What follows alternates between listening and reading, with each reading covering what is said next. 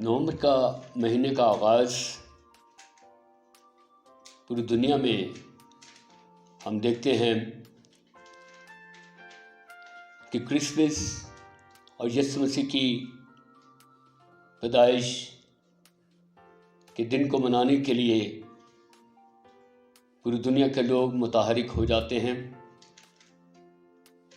کلیسیائیں اور کلیسیا میں مسیح خداوند کی پیدائش کے مطابق کلام مقدس کو بیان کرتے ہیں۔ اور ہم نے یہ بھی دیکھا نومبر کے مہینے سے لے کر نیو ایئر تک پاکستان اور انڈیا کے علاوہ پوری دنیا میں قیمتیں بہت کم ہو جاتی ہیں تاکہ ہر ایک انسان خریداری کر کے آسانی کے ساتھ کرسمس کو بڑے دن کو منا سکے۔ آج اسی مناسبت سے ہم اس پیشن گوئی کو دیکھیں گے جو خداوند یسوع مسیح کی پیدائش سے تقریباً 700 سال قبل یسایا نبی نے خداوند نے کلام کر کے نبوتی کلام کیا اور اس کو ایک نشان دکھایا، بتایا، سمجھایا، جو آج میرے اور آپ کے لیے نجات کا نشان ہے۔ ہم اس پیشن گوئی کو ہم دیکھیں گے۔ اس پیشن گوئی کے اندر خدا اپنے بندہ آموز کے بیٹے یسایا پر جو 4 بادشاہوں کے درمیان نبوتی کلام بیان کرتا رہا اور مشکلات کا بھی شکار رہا، اس سے خداوند نے کلام کیا اور اس دور کے یہودا کے بادشاہ آخز کو کہا کہ تو مجھ سے نشان طلب کر۔ ہم دیکھیں یسایا نبی کا صحیفہ، اس کا 7 باب، اس کی 13ویں آیت، وہاں سے ہم اس پیشن گوئی پر غور کریں گے۔ کوئی پڑھنے میں مددگار ہو۔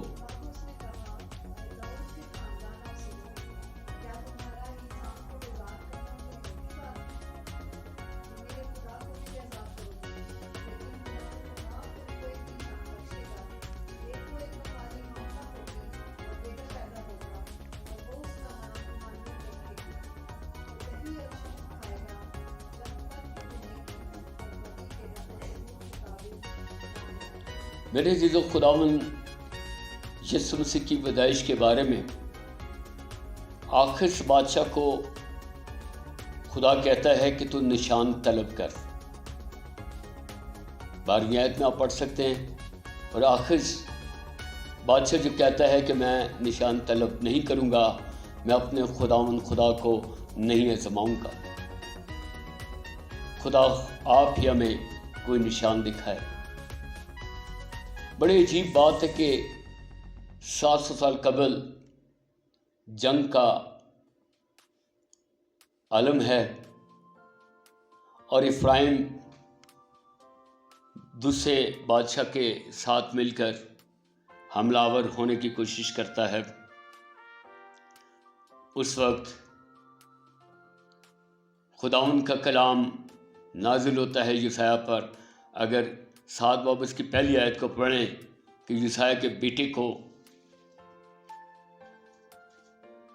خدا کہتا ہے کہ اپنے بیٹے کو دھوبی گھاٹ بھیج تاکہ وہ آخر سے جا کر ملاقات کرے۔ جی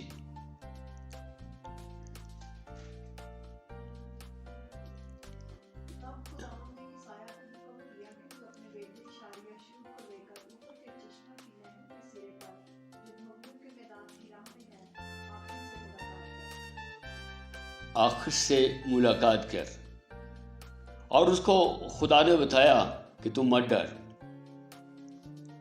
یہ جو جنگ کرنا چاہتے ہیں یہ نہیں کر سکیں گے، چاہے افرایم ان سے مل جائے یا کچھ بھی ہو جائے، لیکن ایسا نہیں ہوگا۔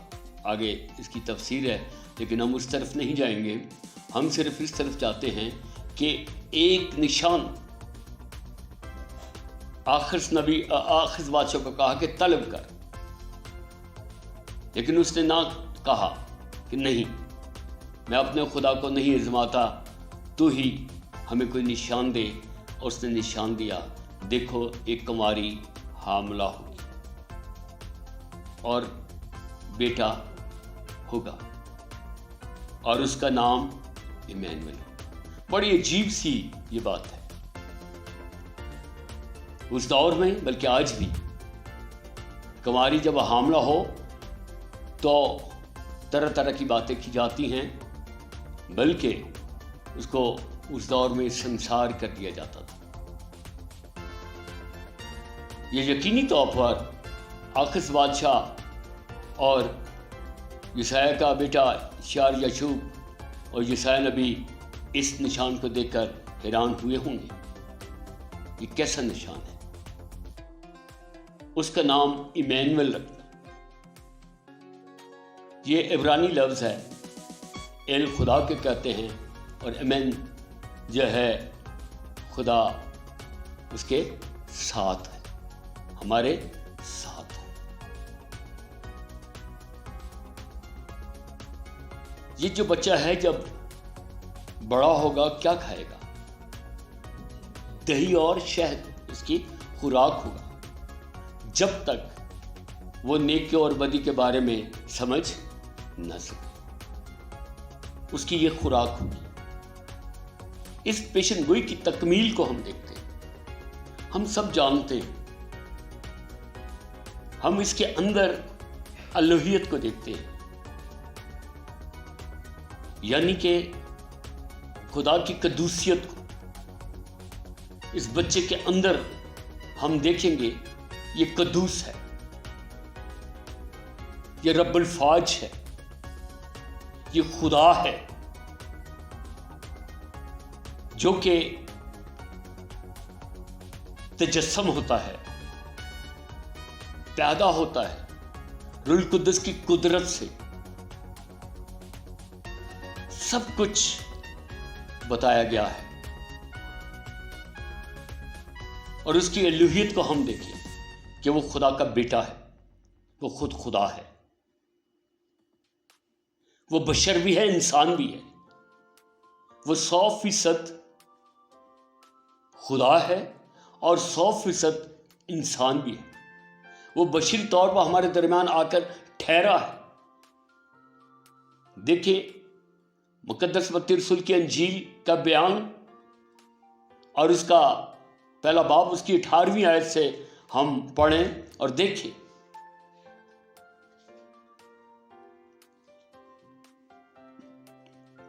یسوع مسیح کی پیدائش اس طرح ہوئی کہ جب اس کی ماں مریم کی منگنی یوسف کے ساتھ ہو گئی تو ان کے اکٹھا ہونے سے پہلے وہ روح القدس کی قدرت سے حاملہ پائی گئی۔ تو یہاں پر ہم دیکھتے ہیں منگنی کا جو عمل ہے، میں پہلے بھی بتا چکا ہوں کہ وہ نکاح کا ایک عمل ہے، رخصتی بعد میں کی جاتی ہے۔ اسرائیل کے اندر 1 سال کے اندر اندر رخصتی کی جاتی تھی۔ اس دوران میں آج بھی رواج ہے دیہاتوں میں، بلکہ یہاں بھی شادی سے پہلے کمرے اور مکان کو تیار کرنا، کیونکہ اس وقت بھی یہ رواج تھا کہ شادی کے بعد ان کو علیحدہ کر دیا جاتا تھا تاکہ وہ اپنی زندگی خود بسر کرے، اور وہ اپنے ماں باپ کے گھر میں ہے۔ اور جب یہ سنتا ہے کہ وہ حاملہ ہے تو پریشان ہوتا ہے، کیونکہ یوسف ایک راز باز شخص ہے، اس کو یہ علم نہیں۔ آپ بھی یہ کر سکتے ہیں، آج سے 100 سال پہلے کی ہم باتیں نہیں جان سکتے کہ جان سکتے نہیں۔ یہ تو 700 سال پرانی بات ہے، جو پیغام نبوتی کلام ہوا ہے، نشان دیا گیا ہے۔ دیکھو ایک کنواری حاملہ ہوگی اور بیٹا ہوگا، اور اس کا نام کیا ہوگا؟ ایمینوئل۔ اب وقت آ گیا ہے، اور 12 قبیلے کے لوگ یہ جانتے تھے کہ کنواری میں سے مسیحا پیدا ہوگا، نجات دہندہ پیدا ہوگا۔ ان کا خیال، ان کا گمان یہ تھا کہ دنیاوی طور پر ہمیں ارامیوں سے، یونانیوں سے اور غیر اقوام سے رہائی دلائے گا، اور ہم ایک نئی حکومت، نئی سلطنت، نیا ملک ہمارے پاس ہوگا۔ ہم آزادی کے ساتھ اپنی زندگی بسر کریں گے۔ 400 سال تک وہ غلامی میں رہے۔ یسوع مسیح کی پیدائش کے وقت بھی وہ غلامی میں تھے، رومن اسٹیٹ کی غلامی میں تھے۔ رومن ان پر حکومت کرتے تھے۔ ان کا خیال و گمان ہے کہ وہ نجات دہندہ مسیح آ کر ہمیں نجات دے گا، اس لیے وہ اپنے قبیلوں میں ایک کنواری لڑکی رکھتے تھے تاکہ ان میں سے وہ پیدا ہوگا۔ وہ جانتے تھے کہ مسیحا کنواری سے پیدا ہوگا۔ انہیں یہ بھی پتا تھا کہ یہودا کے قبیلے سے پیدا ہوگا۔ یا آخر بادشاہ یہودا کا بادشاہ ہے، شاید یہودا ہے۔ اس کو پیغام ملتا ہے، اس کو نشان طلب کرنے کے لیے یسوع نبی اور خدا کہتا ہے۔ اور ان کے اکٹھے ہونے سے قبل خدا کے فرشتے نے اس کو پیغام دیا کہ اپنی بیوی کو اپنے ہاں لے آنے سے نہ ڈر، کیونکہ جو اس کے پیٹ میں ہے وہ روح القدس کی قدرت سے ہے۔ یہ دنیا کا سب سے بڑا معجزہ ہے۔ آج تک روح القدس کی قدرت سے کوئی پیدا نہیں ہوا۔ آدم مٹی سے بنایا گیا اور زندگی کا دم اس میں پھونکا گیا۔ اس کا باپ نہیں تھا، اس کا باپ خدا تھا۔ یہاں پر الوہیت کو ہم دیکھتے ہیں کہ وہ قدوس ہے، وہ پاک ہے، وہ پاکیزہ ہے، وہ بے عیب ہے، وہ خدا ہے، وہ خدا کا بیٹا ہے، وہ انسان ہے۔ انسان ہو کر اس دنیا میں آ کر اس نے ہمارے گناہوں کا کفارہ دیا ہے۔ اپنے آپ کو خدا کی طرف راغب کر۔ ہاں میں جانتا ہوں کہ تو راست باز ہے، تجھے شرمندگی ہوگی، لیکن میں تجھے بتاتا ہوں اس کو اپنے ہاں لیا، کیونکہ اس کے پیٹ میں روح القدس کی قدرت سے ہے۔ اس کا بیٹا ہوگا تو اس کا نام یسوع رکھنا، کیونکہ وہی اپنے لوگوں کو ان کے گناہوں سے نجات دے گا۔ وہ نجات دہندہ یوسف تیری بیوی مریم سے پیدا ہونے کو ہے، اس کو اپنے پاس لے آیا اور وہ اس کو اپنے گھر لے آیا۔ پڑھیں آگے۔ اس کا بیٹا ہوگا اور اس کا نام یسوع رکھنا، کیونکہ وہ بھی اپنے لوگوں کو ان کے گناہوں سے نجات دے گا۔ یہ سب کچھ اس لیے ہوا کہ جو خدا نے نبی کی معرفت کہا تھا وہ پورا ہو۔ دیکھو ایک ہماری حاملہ ہوگی اور بیٹا جنے گی اور اس کا نام ایمانوئل رکھیں گے، جس کا ترجمہ ہے خدا ہمارے ساتھ۔ اور یوسف نے نیند سے جاگ کر ویسا ہی کیا جیسا خدا کے فرشتے نے سنتا دیا تھا، اور اپنی بیوی کو اپنے ہاں لے آیا اور اس کو نہ کہنا جب تک کہ اس کے بیٹا نہ ہوا، اور اس کا نام یسوع رکھا۔ آمین۔ اس میں ہم جانتے ہیں کہ اس کو نہ جانا جب تک اس کے بیٹا پیدا نہ ہوا۔ میرے عزیزو، یہ کس نسل سے ہے؟ ہم یہ دیکھتے ہیں داؤد کی نسل سے ہے، یہ یہودا کی نسل سے ہے، یہ سم کی نسل سے ہے۔ کس کی نسل سے ہے؟ سم سے، جس کو خدا نے برکت دی۔ 9 باب میں ہم دیکھ سکتے ہیں، پیدائش کے 9 باب میں اور اس کی 3 آیت میں ہم اس بات کو جان سکتے ہیں کہ نوح کے بیٹے سم سے اس کے خاندان سے اس کی نسل ہے، کیونکہ سم کو خدا نے کہا تو میرا ہے، میں تجھ کو برکت دوں گا۔ آمین۔ یہ ابراہیم کی نسل سے ہے، یہ اسحاق کی نسل سے ہے، یہ یعقوب کی نسل سے ہے، یہ یہودا کی نسل سے ہے، یہ داؤد کی نسل سے ہے، اس لیے اس کو ابن داؤد کہتے ہیں۔ آمین۔ اس لیے اس کو ابن آدم کہتے ہیں۔ ہاللیلویا، پریز دی لارڈ۔ یہ الوہیت کا وہ مقام ہے کہ وہ قدوس ہے، وہ پاک ہے، وہ خدا کی قدرت سے پیدا ہوا ہے۔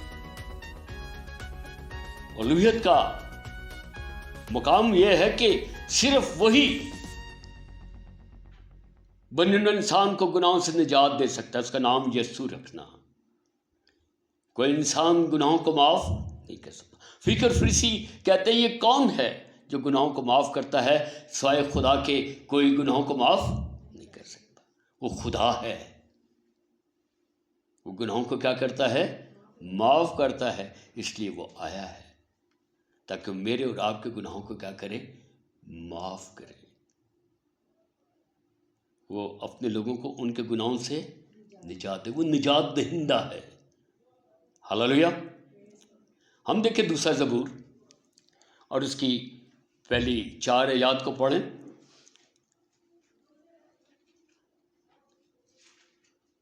دوسرا زبور اس کی پہلی 4 آیات، یہاں پر ہم دیکھیں، یہاں بھی زبور نویس پیشن گوئی کرتا ہے۔ آمین۔ قومیں کس لیے طیش میں ہیں اور لوگ کیوں باطل خیال باندھتے ہیں؟ خداوند اور اس کے مسیح کے خلاف، خداوند اور اس کے مسیح کے خلاف۔ آمین۔ وہ مسیح ہے، وہ خداوند ہے، اس کے خلاف کیا باندھتے ہیں؟ منصوبے، مخالفت کرتے ہیں۔ ہم نے دیکھا کلام مقدس میں۔ جی، وہ بادشاہ ہے۔ زمین کے بادشاہ سوپرائی کر کے اور حاکم آپس میں مشورہ کر کے کہتے ہیں، آؤ ہم ان کے بندھن توڑ ڈالیں اور ان کی رسیاں اپنے اوپر سے اتار پھینکیں۔ وہ جو آسمان پر تخت نشین ہے ہنسے گا، وہ جو آسمان پر کیا ہے؟ تخت نشین ہے، خداوند خدا۔ جی، ہنسے گا، خداوند ان کا مسخرہ اڑائے گا، تب وہ اپنے غضب میں ان سے کلام کرے گا اور اپنے قہر شدید میں ان کو پریشان کر دے گا۔ میں تو اپنے بادشاہ کو اپنے کوہ مقدس صہیون پر بٹھا چکا ہوں، میں تو اپنے بادشاہ کو کوہ صہیون پر بٹھا چکا ہوں۔ میں اس فرمان کا بیان کروں گا، خداوند نے مجھ سے کہا تو میرا بیٹا ہے، خداوند نے مجھ سے کہا تو میرا بیٹا ہے، آج تو مجھ سے پیدا ہوا۔ آج تو مجھ سے پیدا ہوا ہے۔ یہ ہے الوہیت، اس کا بیٹا ہے، وہ خدا کا بیٹا ہے۔ آج تو مجھ سے کیا ہوا ہے؟ پیدا ہوا ہے۔ جی، مجھ سے مانگ اور میں قوموں کو تیری میراث کے لیے اور زمین کے انتہائی حصے تیری ملکیت کے لیے تجھے بخشوں گا۔ زمین کے انتہائی حصے تیری ملکیت کو دے دوں گا۔ اور آج ہم 2024 میں ہیں، تقریباً کوئی زمین کا خطہ نہیں جہاں پر مسیحی لوگ نہیں، جہاں پر مسیح کے فالوور نہیں۔ ایسا ہی ہے، 3.5 ارب مسیح اس دنیا میں موجود ہیں۔ زمین کی انتہا تک مسیحت کا نام ہے۔ ہاللیلویا۔ یہ پیشن گوئی ہے جو پوری ہوئی ہے۔ داؤد نبی اپنے دوسرے زبور میں فرماتے ہیں۔ جی، تو ان کو لوہے کے عصا سے توڑے گا، کمہار کے برتن کی طرح تو لوہے کے آسا سے کیا کرے گا؟ توڑے گا۔ کمہار کے برتن کی طرح تو ان کو چکنا چور کر ڈالے گا۔ کمار کی برتن کی طرح ان کو چکنا چور کرے گا۔ اگر ہم دیکھیں مکاشوہ کے 19ویں باب میں اس مقام کو، اس کے ہاتھ میں کیا ہے؟ لوہے کا آسا ہے۔ وہ لوہے کے آسے سے مارے گا، ان کو ایسا چکنا چور کر دے گا جیسے کمار کے برتنوں کو۔ ہاللیلویا، پریز دی لارڈ۔ جی ہاں پڑھیں، اسی میں تو ہے خاص بات 12ویں آیت میں. جی پڑھتے جائیں. نہیں مجھ سے مانگ اور میں قوموں کو تیری میراث کے لیے اور زمین کے انتہائی حصے تیری ملکیت کے لیے تجھے بخشوں گا. تو ان کو لوہے کے آسا سے توڑے گا, کمہار کے برتن کی طرح ان کو چکنا چور کر ڈالے گا. پس اب اے بادشاہو دانش مند بنو, اے زمین کے عدالت کرنے والے تربیت پاؤ. کانپتے ہوئے خداوند کی عبادت کرو, ڈرتے ہوئے خداوند کی عبادت کرو. کانپتے ہوئے خوشی مناؤ, ڈرتے ڈرتے ہوئے اس کی عبادت کرو, کانپتے ہوئے اس کی خوشی مناؤ. بیٹے کو چومو, بیٹے کو چومو. ایسا نہ ہو کہ وہ قہر میں آئے. یہاں پر اس بات کی ضرورت ہے کہ ہم بیٹے کو چومیں, اسے پیار کریں, اس سے محبت کریں, کانپتے ہوئے اس کی عبادت کریں.